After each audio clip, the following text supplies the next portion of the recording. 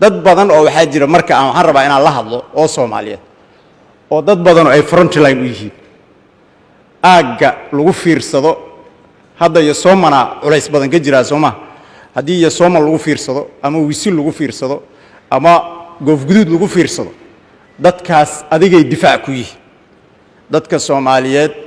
ee ku nool deegaanada aan hadda shabaab frontline ka ahayn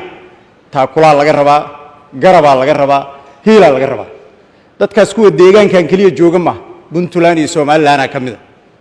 haday arigan qaramsadaan meel ay deeyayaan lama arko meel walba saasay rabaan inay u tagaan marka maamulka Puntland iyo maamulka Somaliland iyo wixii kale oo Soomaaliya oo ka nabad qaba nimanka gurmadka wax ka soo galaan haday rag soo diri karaan soo diraan iyo gabdhaba haday hub soo diri karaan soo diraan haday rasaas soo diri karaan soo diraan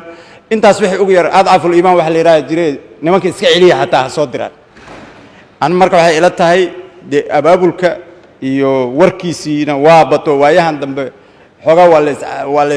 caraadinayo waxa la lahaay dadka qaar warkooda badan laakiin sideedaba wuxuu waa dagaal hadda ku orodna ma ahayn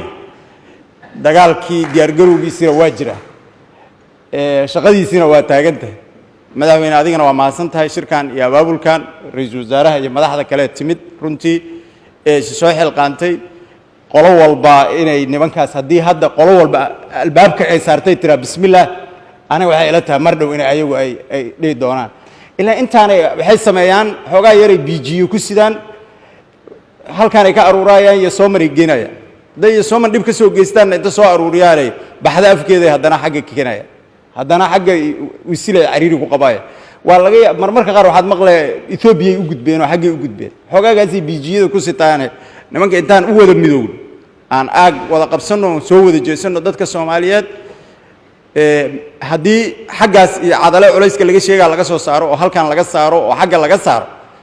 ma nimanku saas uma tira badna waa laakiin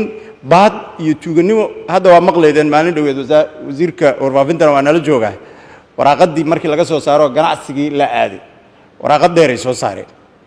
oo ay leeyihiin anagu ganacsatana baad ka maqaadno mana rabno inaan ka qaadno macnaheedu maxaa waaye meel kulula laga taabtay waa dadka ganacsatada marka oo walaalaheena waxa ugu baaqaynaa warnimayo 3 bil iyo 4 bil oo soo socota ka badan la isayn maayo nimankaani haddaad ka maarmi weydaan xataa telefoonada dansada cariga ka maqnaado laakiin nimanka lacag aan ugu siinin anagoo isayn